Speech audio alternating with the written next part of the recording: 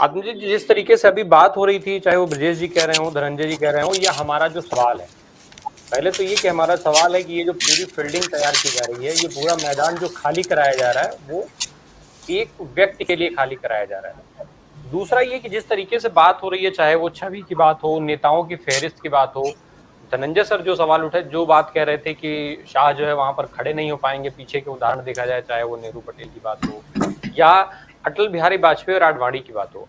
लाल कृष्ण आडवाणी की एक fan following थी, उनके पास एक वोट बैंक था, क्योंकि वो हिंदुत्व की राजनीति करते थे और हिंदुत्व वाला चेहरा था उनका, लेकिन उनका जो है वो एक उनकी स्वीकार्यता थी।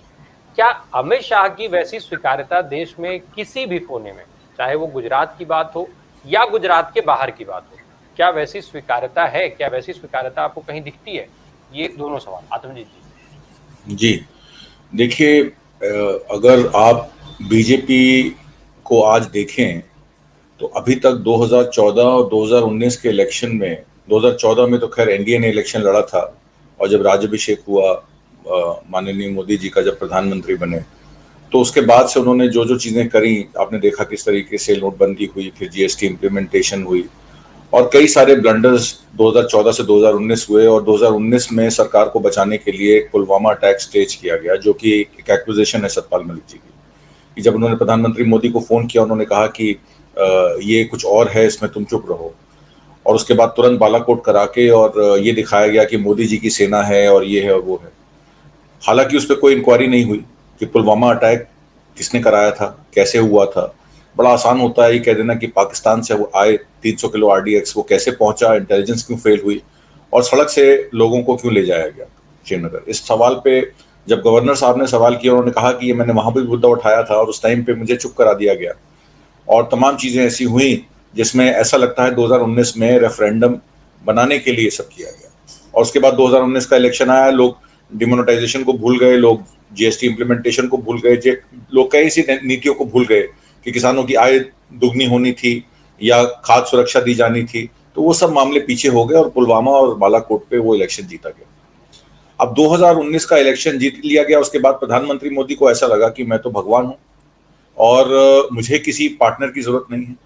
कभी आपने देखा हो प्रधानमंत्री मोदी ने एनडीए में अपनी मीटिंग बुला के विचार विमर्श किया हो अपोजिशन के साथ? कभी टीडीपी वालों को आपने देखा, कभी एआईएडीएमके वालों को आपने देखा, कभी नवीन पटनायक उड़ीसा के आपने देखा कि उनको बुलाया गया बीजू जनता दल को, आइए हम आपके साथ बैठ के वार्ता करते हैं कि देश में कैसे चीजें इंप्लीमेंट करनी है, किसानों की आय दुगनी कैसे होनी है, खाद्य सुरक्षा कैसे दी जानी है।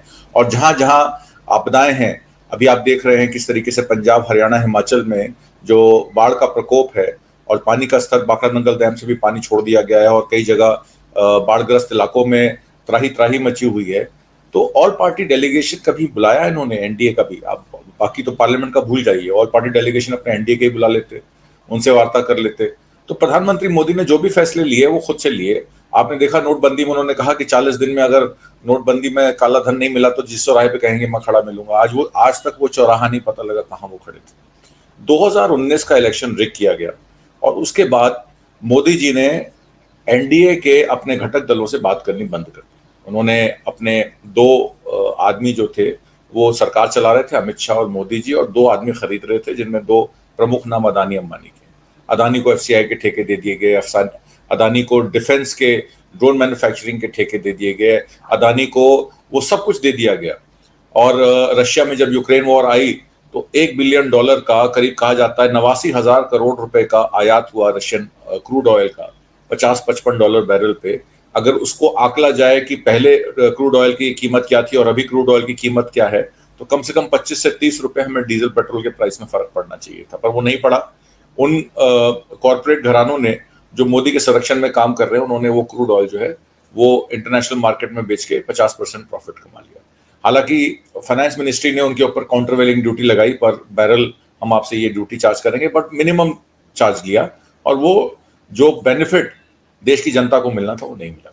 किसानों की आय दुगनी नहीं हुई, उल्टा जो उनकी लागत थी वो दुगनी हो गई। सीड के प्राइस बढ़ गए, फर्टिलाइजर्स के प्राइस बढ़ गए। सरकार ने कहा कि हम 4 लाख करोड़ रुपए की सब्सिडी देंगे अगले 3 साल में, ये भी रिसेंट अनाउंसमेंट है जून की। पर वो 4 लाख करोड़ की सब्सिडी किसको देंगे? वो फर्टिलाइजर कंपनी को देंगे। फर्टिलाइजर कंपनीज कौन चलाती हैं? उनके चुनिंदा कॉर्पोरेट्स चलाते हैं। देश में गुजरात के ज्यादातर कॉर्पोरेट्स पैसा लेके भाग गए। उसमें विजय माल्या, ललित मोदी, तमाम नाम है, संदेश सेरिया, ये सब लोग कॉर्पोरेट जो हैं वो बैंकों का पैसा लेके भागे। सबसे बड़ा फ्रॉड देश के साथ हुआ जब 12 लाख करोड़ रुपए का एनसीएलटी में हेयर कट दिया गया, और कहा जाता है कि इस सरकार के जाते जाते ले रहे हैं जी आप भी नहीं, सरनेम तो लगा रहे देखिए, मैं ये तो नहीं कह रहा कि इन सब चोरों के नाम मोदी क्यों है, जो राहुल गांधी ने कहा। मैं तो ये कह रहा हूं कि ये सब गुजरात से क्यों है, और अगर किसी गुजराती को आहत होता है ज्यादा इस बड़ा बात से, मामला हो जाएगा, पूरे गुजरात के लोग फिर मुकदमा करने लगेंगे। अब आप देखिए तिरुपुर में, मैं आपको बता दूं, तिरुपुर में मैक्सिमम स्पोर्ट्स वेयर का और फैब्रिक का एक्सपोर्ट का काम था। 8 लोग काम करते थे तिरुपुर में। आज वो जो संख्या है वो घट के 3 लाख रह गई।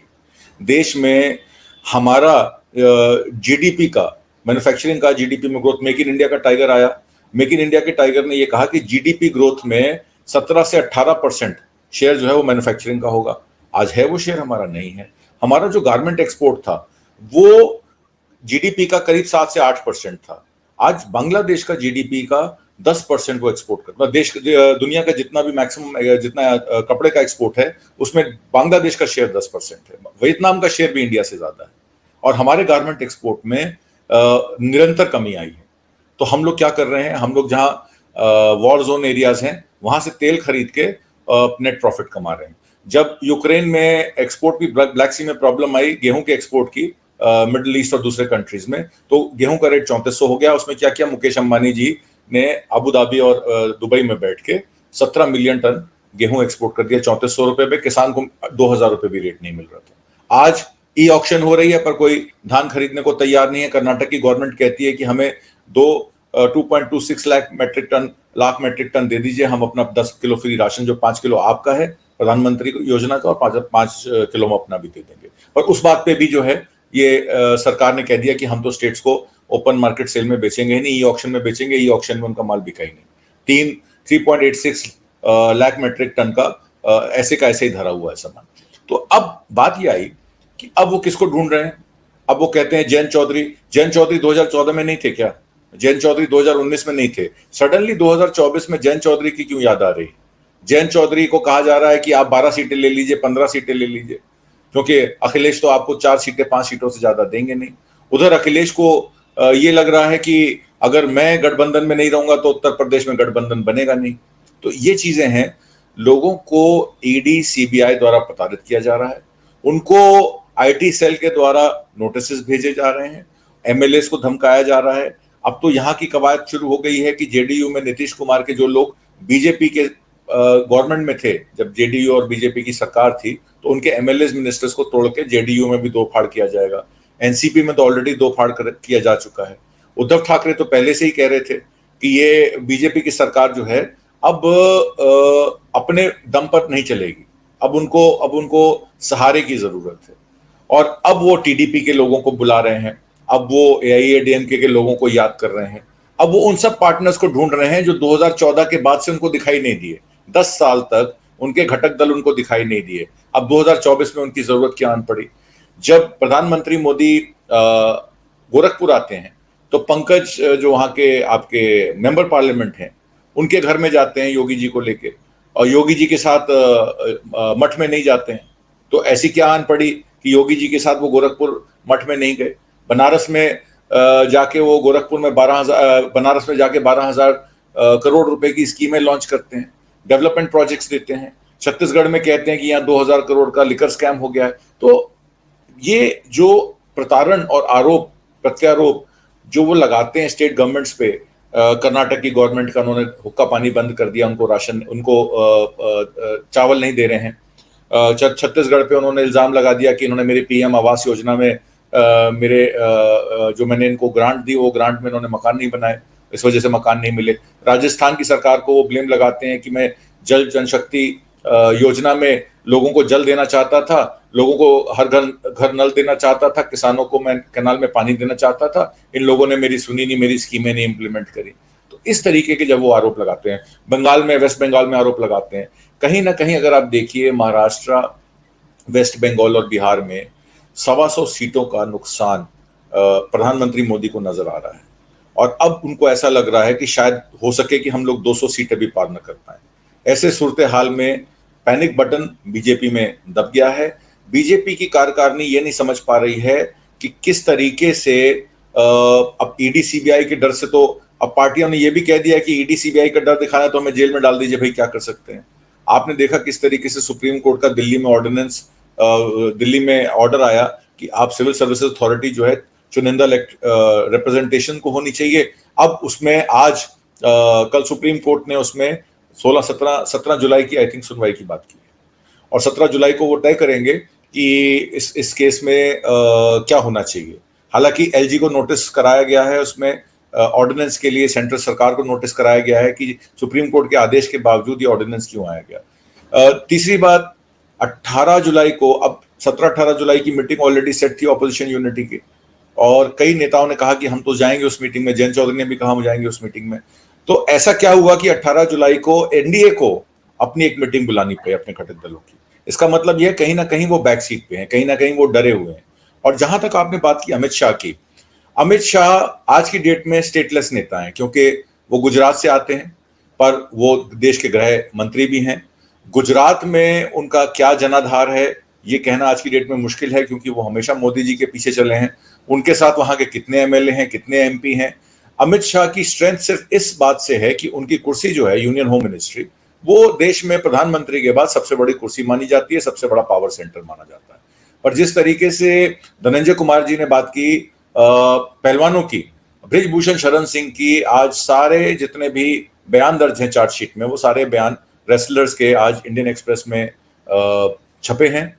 उसमें बड़ा बड़ा क्लियर बताया गया है कि जितने भी रेसलर्स हैं, 7 रेसलर्स ने जो कंप्लेंट की है, उसमें माइनर को छोड़ के बाकी 6 रेसलर्स के जो टेस्टिमनीज हैं और उनके जो विटनेसेस हैं जिन्होंने कोलैबोरेट किया है कि उन्होंने शारीरिक शोषण और मानसिक शोषण इन पहलवानों का किया है, और उनसे उनको गेम्स में भेजने के लिए, एशियन गेम्स और कॉमनवेल्थ गेम्स में भेजने के लिए उनसे उन्होंने एक्सपेक्ट किया कि वो उनके लिए वो सब करें जो वो करवाना चाहते थे। तो ये सब बातें क्लियर हो गई। तो बृजभूषण शरण सिंह को बचाने वाले कौन थे? अमित शाह जी थे। आपके उपगृह, आपका एक नाम और है अजय मिश्रा टैनी, जो गृह मंत्री हैं, खुद उपगृह मंत्री हैं और अमित शाह के अंडर काम करते हैं। 4 किसानों पर उनके बेटे ने गाड़ी चलाई और मीडिया कर्मी को मारा। 5-8 लोगों की हत्याओं का आरोप है इन लोगों पर। वो अभी तक उपगृह राज्य मंत्री क्यों बने हुए हैं? क्या अजय मिश्रा टैनी अगर इलेक्शन नहीं लड़ेंगे तो क्या यूपी में बीजेपी हार जाएगी? इतने बड़े नेता तो वो नहीं है। बृजभूषण शरण सिंह अपने आप को एक बहुत बड़ा नेता बताते हैं। क्या वो इतने बड़े नेता हैं कि इतना सीरियस ऑफेंसेस, कुलदीप सेंगर के नाम को ले लीजिए, चिन्मयानंद को ले लीजिए, हाथरस और बाकी जितने भी ये सेक्सुअल असॉल्ट्स हुई हैं दलित महिलाओं पर, लड़कियों पर, बच्चियों पर, उनके नेता बीजेपी संरक्षण के अंदर हैं। इनके करप्शन का नाम जो है ये जब करप्शन करते हैं तो इनका नाम सामने नहीं आता है। और दूसरी तरफ महाराष्ट्र में अब पार्टी तोड़ के अजीत पवार जैसे लोगों को, छगन भुजबल जो 2 साल जेल में रहे महाराष्ट्र सदन के केस में, ऐसे लोगों को आप पार्टी में लेके उनको वॉशिंग मशीन में धो देते हैं। तो क्या पब्लिक इन चीजों को नहीं देख रही है? तो मेरे हिसाब से कंटेंडर अमित शाह हैं कि नहीं है मोदी जी के, ये सवाल नहीं है। बड़ा सवाल ये है कि मोदी जी की नीतियों से 10 साल में क्या आप एक्सपेक्ट करते हैं कि लोग उनको दोबारा वोट देंगे? बात यहाँ खड़ी हो जाती है। जिस मुद्दे पर हम आज बात कर रहे हैं, जो मैं बार बार एक चीज कह रहा हूं कि जानबूझ करके इस तरीके की फील्ड खड़ी की जा रही है, इस तरीके की फील्ड तैयार की जा रही है कि रेस में दौड़ने वाला व्यक्ति अकेला हो। जब हम कोई भी नेता, जो चाहे वो संघ के करीब जा रहा हो या लोगों में उसकी पैठ बन रही हो, तो उसके साथ हम ऐसी चीजों को जोड़ दें ताकि वो लोगों से भी डिस्कनेक्ट हो जाए। अगर वो संघ के करीब जा रहा है तो संघ से उसकी दूरियां कैसे बढ़ा दी जाएं। इन सब पे तो पूरा काम ही हो रहा है सर। यही तो मैं सवाल कर रहा था आपसे कि क्या आखिर ये जो माहौल है, जो ये फील्ड सजाई जा रही है, वो एक व्यक्ति के लिए सजाई जा रही है ना, इसीलिए तो ये सारी इस तरीके का क्रिएशन करना पड़ रहा है। धनंजय जी ने जैसे कहा, उसमें मैं एक सवाल और जोड़ दूं, फिर आप पूरी बात करिएगा अपनी। जो अभी धनंजय सर कह रहे थे भाषण की बात, तो क्या भाषण का जो अच्छी शैली है वो सियासत में आज की तारीख में सबसे अहम चीज बनी हुई है? भले ही आप कोई काम करें या ना करें, लोग वोट उसी पर देंगे? नहीं, ऐसा नहीं है। आप देखिए, इंडिपेंडेंस 47 से बी.आर. अम्बेडकर की कॉन्स्टिट्यूशन पे ये देश चला आ रहा है, और कॉन्स्टिट्यूशन को स्वेर करके जो है लेजिस्लेचर और एग्जीक्यूटिव काम करते हैं। जो जवाहरलाल नेहरू की नीतियां थी, जवाहरलाल नेहरू की नीतियां जो थी वो देश को जोड़ने के लिए थी, देश का एक बाग बनाने के लिए थी जिसमें सब समुदाय के लोग, सब कल्चर के लोग उस देश में ग्रो करें। और इंडस्ट्रियलाइजेशन भी जो हुई और प्राइवेटाइजेशन भी जो उन्होंने रोक के इंडस्ट्रियलाइजेशन की, उन्होंने जॉब जनरेट करने के लिए की, उन्होंने सबको समानता का दर्जा दिया। अब आप धनंजय जी जिस तरह की सामंतवादी सोच की बात कर रहे थे, मुझे तो ये भी आश्चर्य हो रहा है कि छगन भुजबल जो आज बीजेपी ज्वाइन कर चुके हैं और वो लड़ाई दलितों की और ओबीसी समाज की लड़ते हैं, तो वो इन समांतवादियों के साथ बैठ के वोट कैसे बटोरेंगे, कैसे छगन भुजबल को वोट मिलेगा।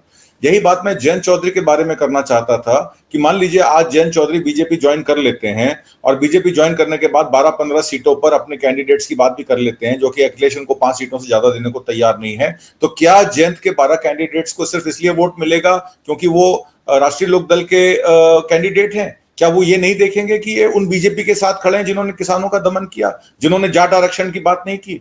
और अगर ये कहा जाता है कि अगर जयंत चौधरी बीजेपी ज्वाइन कर लेंगे तो जाट आरक्षण मिल जाएगा, तो ये बहुत बड़ी भूल होगी, क्योंकि जाट आरक्षण मिलना होता तो हरियाणा की जब एजिटेशन हुई थी तभी जाट आरक्षण मिल जाता। उसके लिए बीजेपी ज्वाइन करने की जरूरत नहीं है। चीज ये है कि जैसे कि मैंने पहले कहा, ये सरकार सिर्फ पूंजीवादी समांतवादी सोच रखती है, ये पैसे से सत्ता हथियाना चाहती है और पैसे से ही सत्ता हथिया रही है। और इनके सामने कोई भी आएगा, चाहे वो देवेंद्र फडणवीस क्यों ना हो, जो आदमी एक चीफ मिनिस्टर रहा महाराष्ट्र का, आज फिर वो डिप्टी सीएम बना, आज वो डिप्टी सीएम की चेयर भी अजीत पवार के साथ शेयर कर रहा है, तो देवेंद्र फडणवीस का क्या फ्यूचर है आप बताइए। शिवराज चौहान के बारे में ये कहा जाता है कि 20 साल वो चीफ मिनिस्टर रहे हैं, वो थक चुके हैं, वो चीफ मिनिस्टर, जबकि वो प्रधानमंत्री पद के दावेदार थे, आपको याद होगा 2014 में, जी, क्योंकि 2 बार नरेंद्र के मोदी सीएम जी के ऑलरेडी, समय पर इनकी भी चर्चा थी। इनकी भी चर्चा थी कि अगर नरेंद्र मोदी 20 साल से गुजरात के सीएम रहे हैं तो शिवराज चौहान भी तीसरा टर्म सीएम रहे हैं, तो उनका भी नाम चल रहा था। आज शिवराज चौहान की पोजीशन क्या है? आज मामा जी कह के उनको जो है चुप करा दिया जाता है। तो इस तरीके से आपने देखा कि सत्ता को हथियाने के लिए अडानी के हिंडनबर्ग रिपोर्ट पर कल या परसों, कल सुप्रीम कोर्ट में सुनवाई थी। हिंडनबर्ग रिपोर्ट पे रिपोर्ट फाइल करनी थी आपकी सेबी को, और सेबी ने ये कहा कि जो ये कंपनीज हैं, जो शेल कंपनीज हैं जो टैक्स हेवन में बनाई जाती हैं, मॉरिशस में, ब्रिटिश वर्जिन आइलैंड में, ये सब पीएमएलए के अंडर आनी चाहिए, क्योंकि ये सारा मनी लॉन्ड्रिंग का खेल है। आज आप देखिए बाजार में खरीद नहीं है, रूरल स्पेंडिंग तो ऑलरेडी रिसेशन 2019 से चल रहा है, रूरल स्पेंडिंग कम हो गई है, और रूरल स्पेंडिंग सिर्फ उन चीजों पे होती है जो जरूरत की होती है। अब अर्बन स्पेंडिंग पे भी रिसेशन आ गया है, तो बाजार में खरीदार नहीं है, बाजार में मैन्युफैक्चरिंग नहीं है, एक्सपोर्ट में हम कहीं खड़े नहीं है। पर हमारा स्टॉक मार्केट देख लीजिए, निफ्टी आज 19,600 पर है। तो ये पैसा राउंड ट्रिपिंग का पैसा है जो आ रहा है। सेबी में उसमें कुछ नहीं कर पा रही है क्योंकि एफपीआईज के नाम पर लूट मची हुई है, और फॉरेन पोर्टफोलियो इन्वेस्टर्स के नाम पर यही पॉलिटिशियंस का, यही अदानी अंबानी का पैसा रूट होके वापस आके ब्लैक का व्हाइट हो रहा है और स्टॉक मार्केट को उठाया जा रहा है, और उन्हीं बोगस शेयर्स को बेच के वो पैसा इकट्ठा किया जा रहा है। और प्रधानमंत्री मोदी और अमित शाह को यह पता है कि और कुछ हो ना हो, हम लोग इतना पैसा इकट्ठा कर लेंगे कि इलेक्शन तो दाम से चलता है, लास्ट डे पैसा बांटो, शराब बांटो, और आपको और कुछ ना हो तो सांप्रदायिकता करा दो, और कुछ ना हो तो कोई बड़ा ऐसा कांड करा दो कि 2024 में लोग सब कुछ भूल जाएं और कहें अगर मोदी जी नहीं होंगे तो देश नहीं बचेगा। तो ये जो सोच है, ये जो विचारधारा है, ये जो तरीका है काम करने का, ये देश के फैब्रिक स्ट्रक्चर को तो खराब कर ही रहा है, ये देश की अर्थव्यवस्था को भी धीरे धीरे नष्ट कर रहा है। आप बड़ी बड़ी चिप कंपनीज माइक्रोन को लेके आते हैं और $2 बिलियन की उनको सब्सिडी दे देते हैं, और यहाँ के जो मैन्युफैक्चरर्स हैं, जो एमएसएमईज हैं, जो देश की 85% 87% लेबर को एम्प्लॉय करते हैं, उनको आप कर्जा देने से मना करते हैं, उनके आप कर्जों को ईज आउट करने से मना करते हैं, उनके आप कर्जे माफ करने से मना करते हैं, और बाहर की कंपनियों को आप $2 बिलियन की सब्सिडी दे देते हैं। तो ये पूंजीवादी तो है और क्या है। पर इस पूंजीवाद से सरकार नहीं चलेगी। ये आपने इंदिरा गांधी के समय भी देख लिया, ये आपने राजीव गांधी के समय भी देख लिया। पूंजीवाद से सरकार नहीं चलती है। सरकार चलती है जब आप सब लोगों को मिलकर उनके भले की सोचें, जो चीजें देश में जो विषमताएं हैं उनको पूरा करें, देश में जो यूनिटी की बात है, जो हार्मनी की बात है, वो हार्मनी के बारे में आप सोचें, आप प्रॉफिट के बारे में मत सोचें। अगर देश में हार्मनी नहीं होगी, देश में सौभाग्य नहीं होगा, देश में लोग इकट्ठे मिलकर सिक्योर महसूस नहीं करेंगे, तो ये देश नहीं चलेगा। जी जी। आत्मजीत सर, अंतिम सवाल, बहुत संक्षेप में जवाब, 30 सेकंड में। जो हम बात कर रहे हैं स्पेस वाली, क्या क्या भाजपा अगर स्पेस क्रिएट जो स्पेस अभी बन रहा है, कांग्रेस सक्षम दिख रही है आपको आगे की राजनीति की बागडोर संभालने में देश की? देखिए, कांग्रेस लेड ऑपोजिशन ही इस देश का विकल्प है। कुछ स्टेटों में कांग्रेस कमजोर है, जैसे कि उत्तर प्रदेश आप जान रहे हैं, कांग्रेस बहुत कमजोर है और कांग्रेस 2% वोट पे थी 2022 में। पर अगर आप साउथ में देखें, कर्नाटक, केरल, आंध्र प्रदेश और तेलंगाना, छत्तीसगढ़, बिहार, उत्तर प्रदेश को छोड़कर हरियाणा, पंजाब, अगर सही तरीके के दल सहित से अगर ये ऑपोजिशन यूनिटी का काम हो जाता है ममता दीदी के साथ वेस्ट बंगाल में, आपका केरल में ऑलरेडी उनका अच्छा टाइप है, तमिलनाडु में उनके पास डीएमके है, छत्तीसगढ़ में उनकी अपनी सरकार है, राजस्थान में उनका अपना विषय है। हालांकि कई लोग ये मानते हैं कि राजस्थान में जो इलेक्शन इस बार आने वाले हैं बीजेपी कांटे की टक्कर देगी, पर अगर वसुंधरा राजे को बीजेपी नहीं खड़ा कर पाई तो वसुंधरा राजे की वजह से ही बीजेपी इलेक्शन हार जाएगी, ऐसा मेरा मानना है। उत्तर प्रदेश में हालांकि कांग्रेस को बहुत अपना लॉस्ट ग्राउंड अचीव करना है, पर अगर सही तरीके से और सही एजेंडे से लड़ा जाएगा तो देश का मुसलमान, देश का दलित वर्ग, देश का पिछड़ा वर्ग, देश का आदिवासी वर्ग और देश का कमेरा वर्ग और देश के किसान, सबसे इंपॉर्टेंट, ये एक ऑल्टरनेटिव देख रहे हैं। और इसी ऑल्टरनेटिव के बेसिस पे जो धान राहुल गांधी ने सोनीपत में बोई, उस धान को अगर वो सही से पानी देंगे, सही से ख्याल रखेंगे तो फसल बहुत अच्छी होगी, ऐसा मेरा मानना है।